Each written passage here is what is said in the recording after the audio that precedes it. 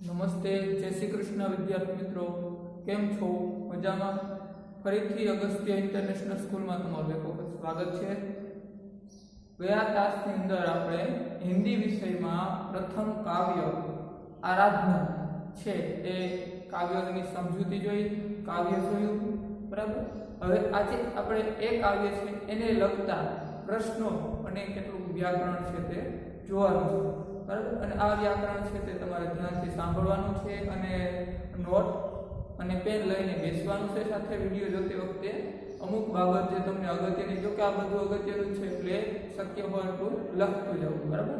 Not અને pen છે તે સાથે રાખવા અને આમાંથી ઘણું બધું જે વ્યાકરણ છે એ લખવું, જેથી તમારે પરીક્ષામાં પણ સહેલું પડે. तो आराधना उनके कवि के बारे में तो हमने सुना ही है, वसंत बापट जी है. और आराधना का अर्थ होता है प्रार्थना. तो आराधना में कवि ईश्वर से कई प्रार्थना करते हैं, जैसे कि मानवता की उपासना हो, लोगों के दुख दूर हो और सभी लोग एक दूसरे की पीड़ा को समझे, उसे परख सके, ऐसी संवेदना की भी मांग की है कवि ने. तो इस कविता में हमने जो कुछ भी पढ़ा है, आज हम उनके प्रश्नों के बारे में कुछ चर्चा करेंगे. तो पहले हम बड़े प्रश्नों से ही शुरुआत करते हैं कि 5 वाक्य में उत्तर लिखिए. प्रश्न तो लिखना, 5 वाक्य में उत्तर लिखिए. तो आपको यह सविस्तर उत्तर देना होंगे. तो आप ध्यान से सुनिए कि कवि कैसे मांगल्य की आराधना करते हैं. कवि कैसे मांगल्य की आराधना करते हैं. तो आपने सुना है कि इस कविता में सत्यम शिवम सुंदरम की भावना है. तो कवि वसंत बापट जी ऐसी मांगल्य की प्रार्थना करते हैं कि जिसमें लोग सच्चाई के रास्ते पे चले, उनके मन में सुंदर विचार आए और सब लोग एक दूसरे के हित के बारे में सोचे, एक दूसरे के मंगल के बारे में सोचे. ऐसी कवि वसंत बापट जी ऐसी आराधना करते हैं कि सब लोग एक दूसरे के मांगल्य के बारे में, सब लोग एक दूसरे के हित के बारे में सोचे, बराबर. तो पहले हम देखते हैं फिर से एक बार कि कवि कैसी मांगल्य की आराधना करते हैं. कवि कैसे मांगल्य की आराधना करते हैं. तो कवि वसंत बापट जी इस आराधना काव्य में ईश्वर से प्रार्थना करते हैं कि सभी इस जगत में सभी लोग सच्चाई के रास्ते पे चले, सभी लोग सच्चाई के रास्ते में चले और सबके मन में सुंदर विचार आए, सबके मन में सुंदर विचार आए और सब लोग एक दूसरों के हित के बारे में सोचे, एक दूसरों के मंगल के बारे में सोचे, एक दूसरों के कल्याण के बारे में सोचे. ऐसे मांगल्य की आराधना कवि वसंत बापट जी यहाँ पे करते हैं. तो आपको पूरी तरह से यह प्रश्न के उत्तर समझ में आ गए होंगे. फिर से एक बार अब तो आपको आना ही होगा कि कवि कैसे मांगल्य की आराधना करते थे. तो कवि वसंत बापट जी आराधना काव्यों में ऐसी आराधना करते हैं कि सब लोग, जगत के सभी लोगों के मन में सुंदर विचार आए और सब सच्चाई के रास्ते पे चले और सभी लोग एक दूसरे की मांगल्य, एक दूसरे का मंगल के बारे में सोचे और सब एक दूसरों को मददरूप होने का भाव आए. तो यह पहला जवाब था. दूसरा जवाब, कवि के अनुसार किसके दुख दूर होने चाहिए. कवि के अनुसार किसके दुख दूर होने चाहिए. तो कवि के अनुसार इस जगत में, पृथ्वी लोक में लोगों को तरह तरह के दुख है. क्या है? लोगों को कई तरह के दुख है और उस दुखों से छुटकारा पाने का उन्हें कोई मार्ग नहीं सूझता. उस दुखों से छुटकारा पाने का उन्हें कोई मार्ग नहीं सूझता और वह लोग उनसे कोई दूसरों की अपेक्षा रखते हो दूसरों के पास, पर उनकी कोई सहायता नहीं करता. लोगों को तरह तरह के दुख है और उस दुखों में से उन्हें छुटकारा नहीं मिलता और कोई लोग उन्हें मददरूप नहीं होते और दूसरों से अपेक्षा रखते पर कोई उनके दुख को समझ नहीं सकते। तो ऐसे दुखी, उपेक्षित और असहाय लोगों के दुख दूर होने का कवि आराधना करते हैं। कवि के अनुसार किसके दुख दूर होने चाहिए? कवि वसंत बापट जी के अनुसार इस जगत में लोगों को तरह तरह के दुख है। कवि वसंत बापट जी के अनुसार इस जगत में लोगों को तरह तरह के दुख है। उस दुखों से छुटकारा पाने का उन्हें कोई मार्ग नहीं सूझता। उस दुखों से छुटकारा पाने का उन्हें कोई मार्ग नहीं सूझता और कोई लोग उन्हें मदद नहीं करता, कोई वो लोग उनकी सहायता नहीं करते। तो ऐसे उपेक्षित और असहाय लोगों के दुख दूर होने चाहिए। कवि के अनुसार ऐसे उपेक्षित और असहाय जिन्हें किसी की सहाय नहीं हो, जब दूसरों से उपेक्षा रखते हैं, ऐसे उपेक्षित और असहाय लोगों के दुख दूर होने चाहिए।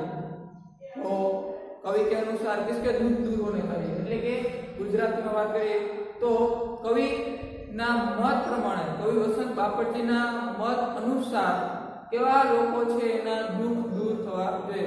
તો આ જગતની અંદર ઘણા બધા અલગ અલગ પ્રકારના દુઃખી લોકો છે। એના દુઃખમાંથી પોતે તો એનો કોઈ પોતાને તો કોઈ ઉપાય સૂચતો નથી એટલે પોતાની રીતે તે એમાંથી બહાર નથી આવી શકતા અને બીજા લોકો છે એની તરફ તે અપેક્ષા રાખે કે તે લોકો મને મદદ કરશે પરંતુ કોઈને મદદ નથી કરતા।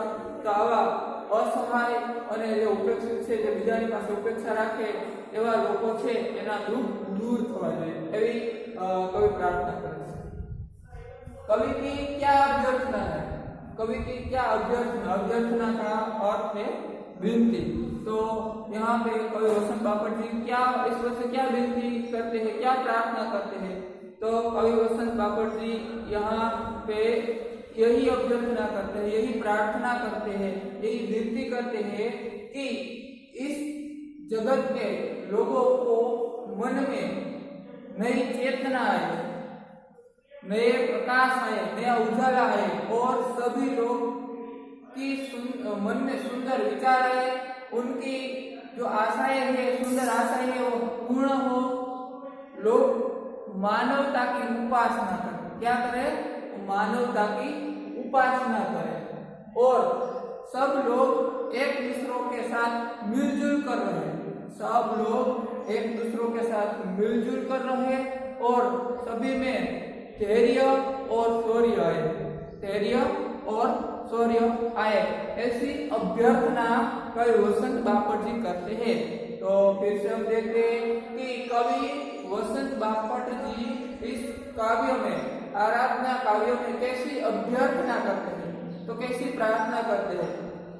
तो कवि वसंत बापट जी कहते हैं कि लोगों के जीवन में नई चेतना आए, सभी लोगों के जीवन में नया प्रकाश आए, सभी लोगों के मन में सुंदर और नए विचार आए ताकि वह कुछ कर सके और सबके मन में सुंदर आशाएं हो, वह पूर्ण हो और सब लोग मानवता की पूजा करें, मानवता की उपासना करें, अच्छे मानव बने और एक दूसरों के हित के बारे में सोचे, एक दूसरों की पीड़ा को समझ सके। ऐसे और ऐसे ऐसी अभ्यर्थना कवि करते हैं। कवि ईश्वर के पास से ऐसी अभ्यर्थना करते हैं कि लोगों को मन में नई चेतना आए और नए विचार आए, उनकी सुंदर आशाएं हो, उनकी आशाएं पूर्ण हो और वह मानवता की उपासना करे, वह धैर्यवीर बने, वह शौर्यवीर बने, धैर्यशील बने। ऐसी अभ्यर्थना, ऐसी प्रार्थना कवि वसंत बापट जी करते हैं। तो अब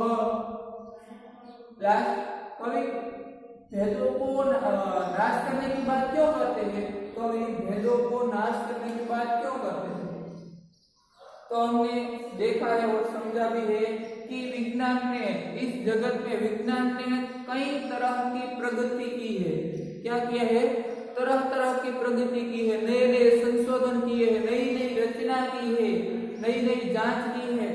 विज्ञान ने कई तरह की प्रगति की है, फिर भी इस संसार में मानवों में कई भी भेदभाव है, जैसे कि ऊंच नीच के भेदभाव है, जाति पाति के भेदभाव है, अमीर गरीब के भेदभाव है, इस तरह तरह के भेदभाव है। इन्हीं के कारण मानव समाज में द्वेष यानी गुस्सा, नफरत और ईर्ष्या और संघर्ष होते हैं।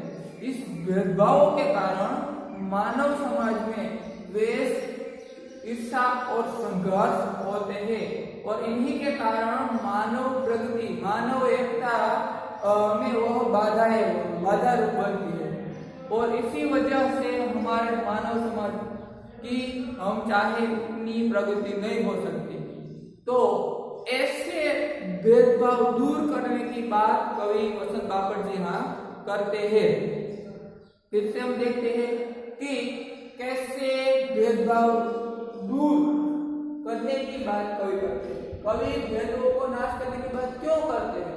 कवि भेदों को नाश करने की बात क्यों करते हैं? तो आपको पहले यह लिखना होगा कि कवि वसंत बापट जी के अनुसार, क्या कवि वसंत बापट जी के अनुसार विज्ञान ने कई तरह की प्रगति की है, कई तरह की प्रगति की है। विज्ञान आज बहुत आगे बढ़ गया है, साइंस एंड टेक्नोलॉजी। तो उसने कई तरह तरह की प्रगति की है, कई उपकरण बनाए हैं, फिर भी आज मानव समाज में कई तरह के भेदभाव है।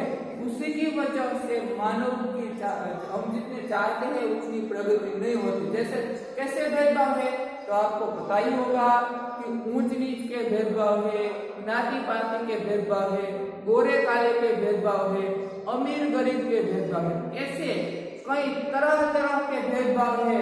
इनकी वजह से आज मानव समाज में आपस में वह एक दूसरों से द्वेष करते हैं, एक दूसरों की ईर्ष्या करते हैं और इनके कारण मानव समाज में संघर्ष उत्पन्न होता है और वह मानव एकता में बाधा रूप बनता है। क्या बनता है? बाधा रूप बनता है।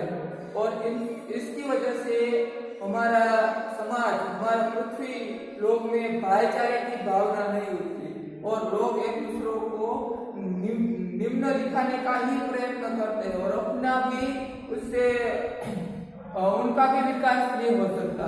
बराबर।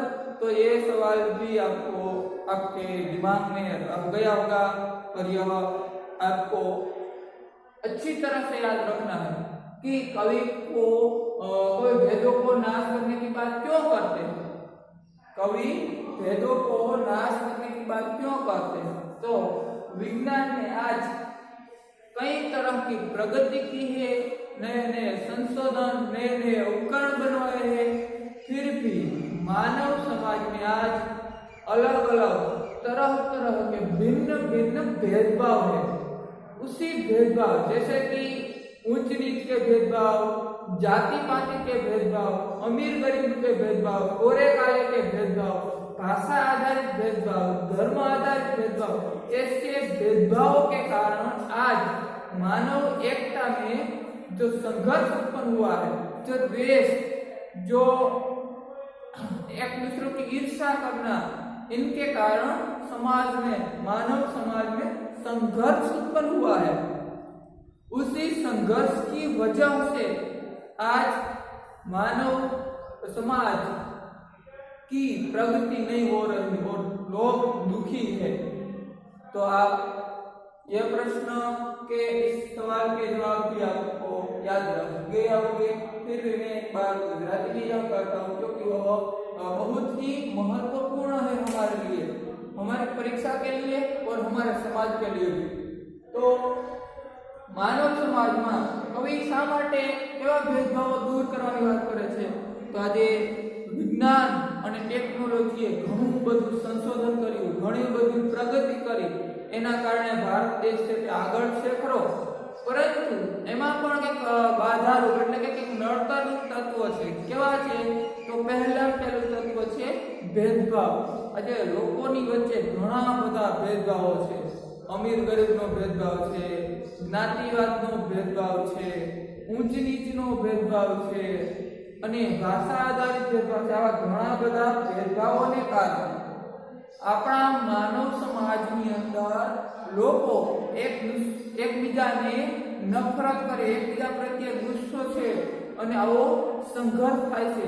આ માનવ એકતા એટલે કે માણસોની જે એકતા હોવી જોઈએ એમાં આ બાધારૂપ એટલે નડતરૂપ બને છે અને એના કારણે માનવ સમાજ છે એની જેટલી ઈચ્છીએ આપણી ઈચ્છા પ્રમાણે જેટલું ઈચ્છીએ એટલી પ્રગતિ નથી થતી. આ પ્રગતિ છે તે અટકી જાય છે. બરાબર. तो मोटा प्रश्नों अब 2-3 वाक्य में उत्तर लिखिए. 2 या 3 वाक्य में उत्तर लिखिए. तो पहला सवाल है कि कवि संवेदना क्यों जगाना चाहते हैं? कवि संवेदना क्यों जगाना चाहते हैं? कवि संवेदना इसलिए जगाना चाहते हैं जिनकी वजह से लोग एक दूसरों की पीड़ा को समझ सके और उन्हें दूर करने का प्रयास करें. इसलिए कवि संवेदना जगाना चाहते हैं. कवि संवेदना क्यों जगाना चाहते हैं? तो कवि संवेदना इसलिए जगाना चाहते हैं कि लोग एक दूसरों की सहायता करें और उनके दुखों को समझ सके और दूर करने का प्रयास करें. और दूसरा सवाल, मानवता की उपासना का क्या अर्थ है? उपासना, तो यहाँ पे मानव समाज में जो मानवता की उपासना का अर्थ है उनकी जो चेतना, उनके जीवन में नई चेतना आए और वह उनके मन में सुंदर विचार आए, ऐसी उपासना करते हैं ताकि लोग एक दूसरों के लिए मददरूप बन सके, एक दूसरों के लिए कुछ कर सके, ऐसी उपासना करते हैं. अब काव्य पंक्ति का आशय स्पष्ट कीजिए. काव्य पंक्ति का आशय स्पष्ट कीजिए. दोनों प्रश्न के जवाब है गुजराती में कुछ उत्तर.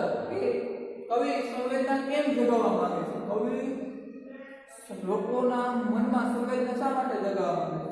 તો સંવેદનાનો અર્થ થાય છે સહાનુભૂતિ અને આ સહાનુભૂતિના કારણે લોકો એકબીજાના દુઃખ છે એને સમજે અને એ દૂર કરવાનો પ્રયાસ કરે.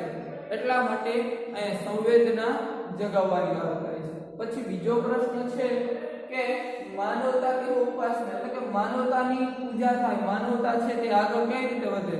તો લોકો એકબીજાને મદદરૂપ થાય અને લોકોમાં એકતા બની રહે, એના કારણે માનવતા છે તે એની ઉપાસના એટલે કે એની પૂજા થાય છે. बराबर. अब आशय स्पष्ट कीजिए. यह सवाल भी आपके लिए बहुत ही महत्वपूर्ण है. आशय स्पष्ट कीजिए.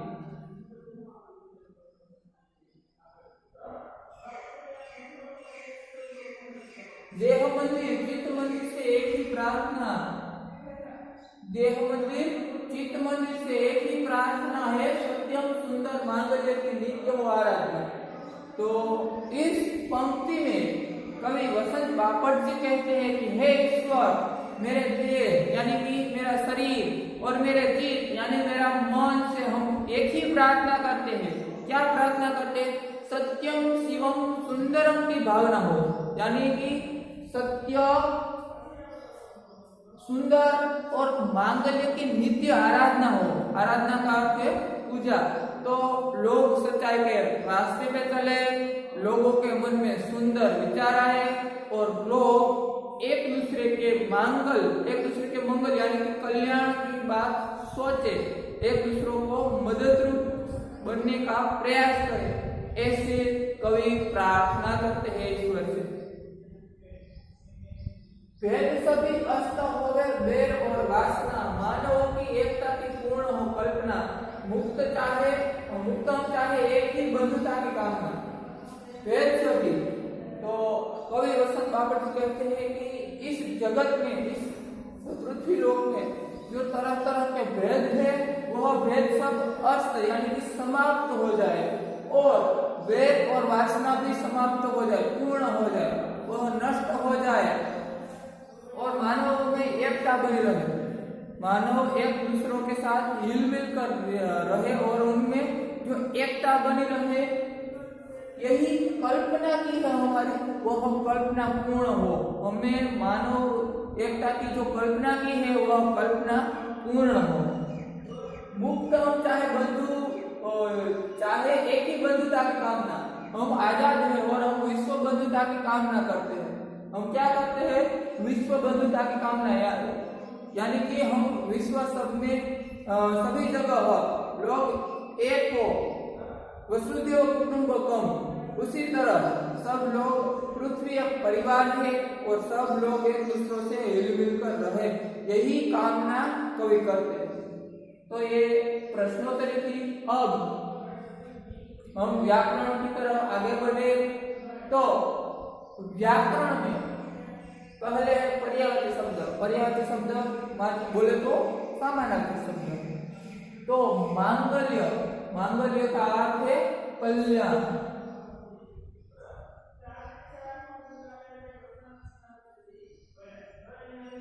मांगल्य तो कल्याण, क्या? कल्याण। પછી नित्य, नित्य तो सदा, नित्य, नित्य तो सदा यानी कि हमेशा। आस, आस तो आशा।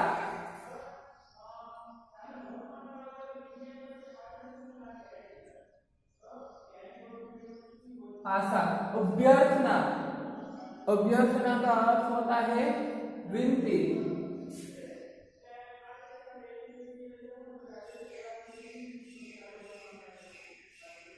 अभ्यर्थना का अर्थ है विनती। अभ्यर्थना तो विनती। वेदना, वेदना तो व्यथा।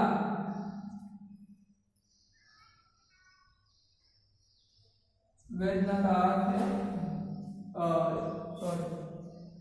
अस, अस तो समाप्त।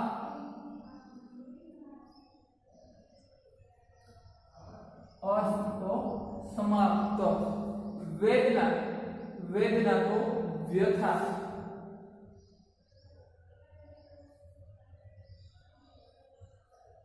देह, देह तो शरीर, हमारी काया, हमारा शरीर है वो, उसे देह कहते हैं।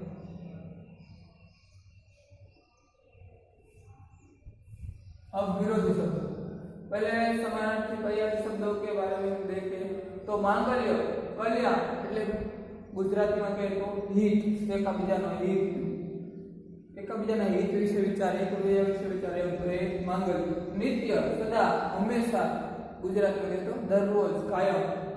આસ તો આશા, જે આશાનું ગુજરાતી આશા છે। અભ્યર્થના, વિનંતી, વિનંતી એટલે કે વિનંતી, આપણે ગુજરાતીમાં કહે વિનંતી કરું, હું તમને વિનંતી કરું છું, ત્યાં ધ્યાન આપો, એવી રીતે તો વિનંતી। અભ્યર્થના। અસ્ત સમાપ્ત, समाप्त એટલે પૂર્ણ। સૂર્ય આથમી જાય, પૂર્ણ થાય ત્યારે આપણે કહીએ કે સૂર્યાસ્ત, એટલે અસ્ત એટલે સમાપ્ત। વ્યથા, વેદના તો વ્યથા, વ્યથા તો પીડા, કષ્ટ, બરાબર, તે માટે વેદના શબ્દ છે। પછી દેહ, દેહ એટલે શરીર, કાયા, તન વગેરે માટે દેહ માટેના શબ્દો છે, બરાબર। આ યાદ રાખવાના છે અને હોમવર્ક આપશે ત્યારે પણ તમારે બધું આવશે એટલે યાદ રાખવાનું। માંગલ્ય તો કલ્યાણ, નિત્ય, સદા, આસ, આશા, અભ્યર્થના, વિનંતી, અસ્ત તો સમાપ્ત, વેદના તો વ્યથા અને દેહ તો શરીર। अब विरोधार्थी शब्द,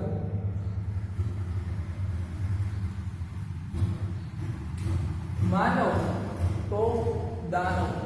मानव शब्द का तो आप ये सोचेंगे कि मानव का विरोधार्थी क्या हो सकता है?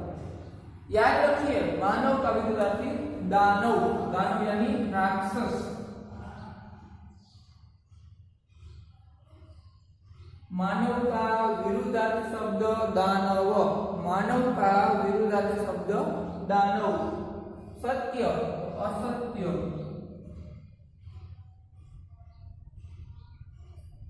सत्य तो असत्य, सत्य तो असत्य। मंगल तो अमंगल।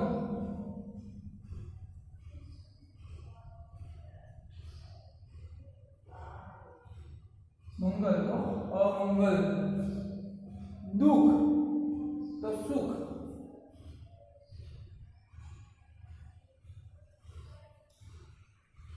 दुख का विरुद्धार्थी शब्द होता है सुख, दुर्बल तो सबल,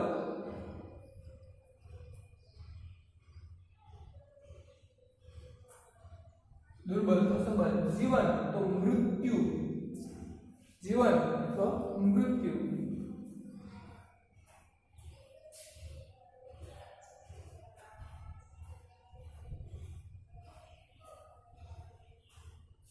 सुंदर तो असुंदर,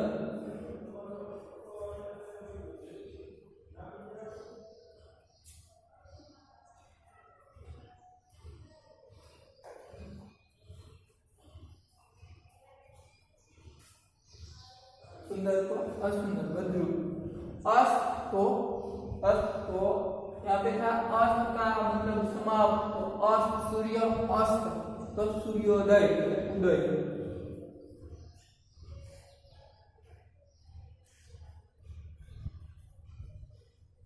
मुक्त आजाद तो मुक्त, જે મુક્ત છે એ માટે મુક્ત કહે તો જે બંધનમાં છે મુક્તનું વિરુદ્ધાર્થ થાય બંધન, बद्ध, मुक्त तो बद्ध, और एक तो अनेक,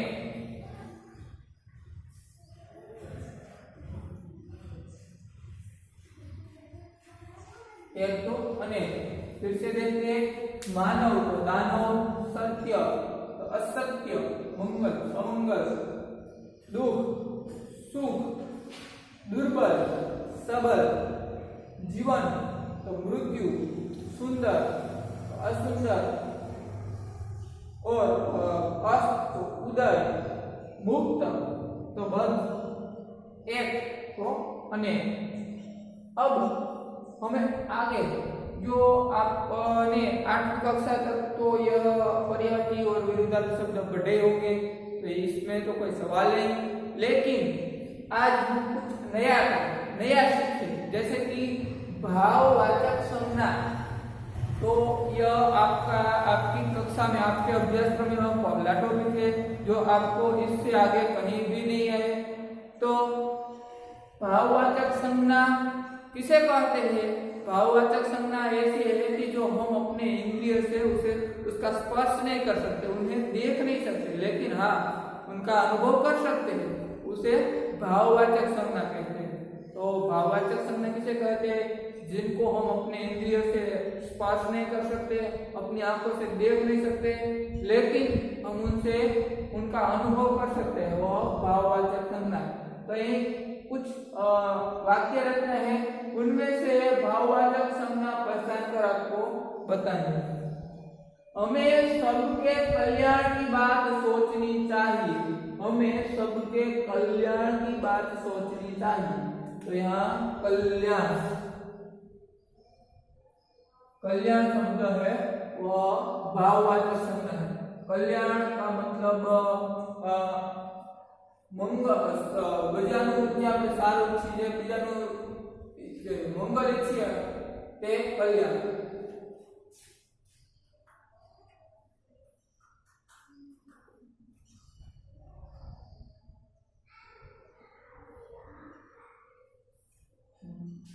एक दूसरों के दुखों को समझकर लोग सहायता करें, एक दूसरे के दुख, तो आपको पता चल गया होगा कि यहाँ पे दुख शब्द है वह भाववाचक संज्ञा है, जिनको हम देख नहीं सकते लेकिन हाँ अनुभव कर सकते हैं, तो दुख।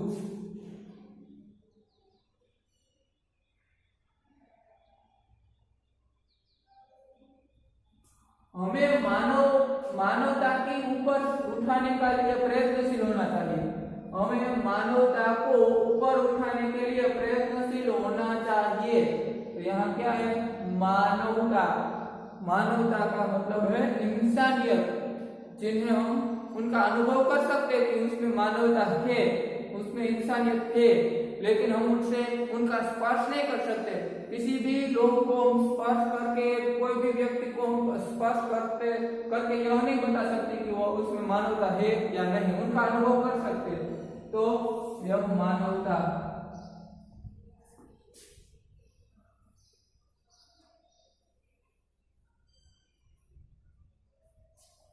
हमारे मन में किसी भी व्यक्ति के प्रति बैर न हो, हमारे मन में किसी भी व्यक्ति के प्रति बैर न हो। तो बैर शब्द जिनको हम देख नहीं सकते, जिनको हम स्पर्श नहीं कर सकते, जिनको हम सुन नहीं सकते, लेकिन हम उनका अनुभव कर सकते हैं, इसलिए वह बैर शब्द भाववाचक संज्ञा है। स्वतंत्र भारतवासियों में एकता होना बहुत जरूरी है। स्वतंत्र भारतवासियों में एकता होना बहुत जरूरी है। तो इसमें जो एकता है, एकता शब्द है, उनको आप देख सकते हैं? जी नहीं। उनका आप स्पर्श कर सकते? बिल्कुल नहीं। तो उनको आप अनुभव कर सकते? हाँ, अनुभव कर सकते हैं। एकता जो साथ मिलकर रहते उसे उनमें एकता कहते हैं। तो एकता वो भाववाचक संज्ञा है।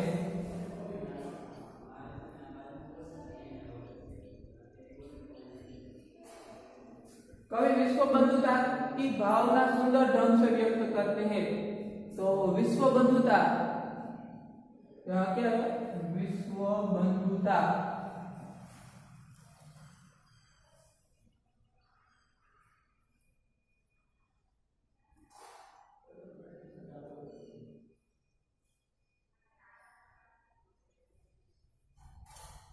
विश्व बंधुत्व वह भाववाचक संज्ञा है।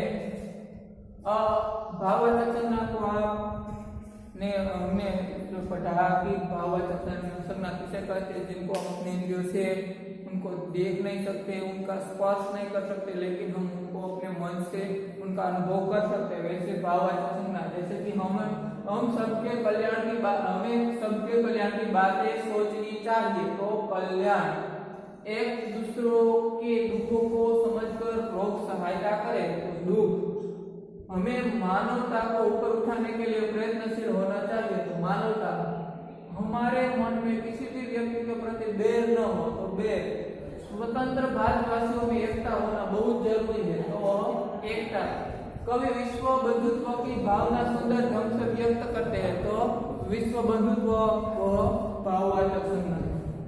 अब वाक्य में विशेषण पहचान कर लिखिए। विशेषण गुजराती में कहे तो विशेषण એટલે કે વધારાનો શબ્દ। વિશેષણ તો દરેક વિદ્યાર્થીને આવડી જ જાય અને આ ભાવવાચક અને વિશેષણ છે તે 9મા 10મા ધોરણમાં અને આગળ પણ આવે, બરાબર?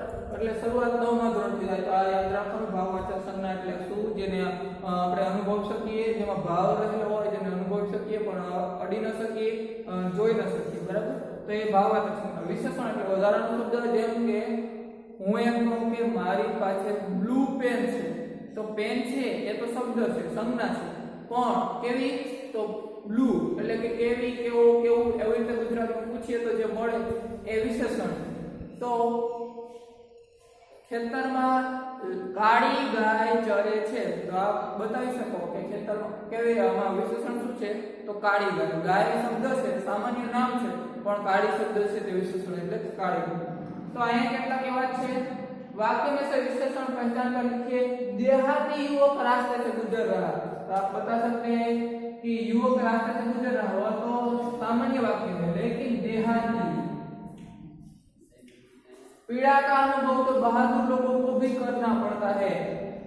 उसमें विशेषण क्या है? तो आप बता दीजिए, आपको पता चल गया होगा। उसमें बहादुर लोग हैं, वह विशेषण है।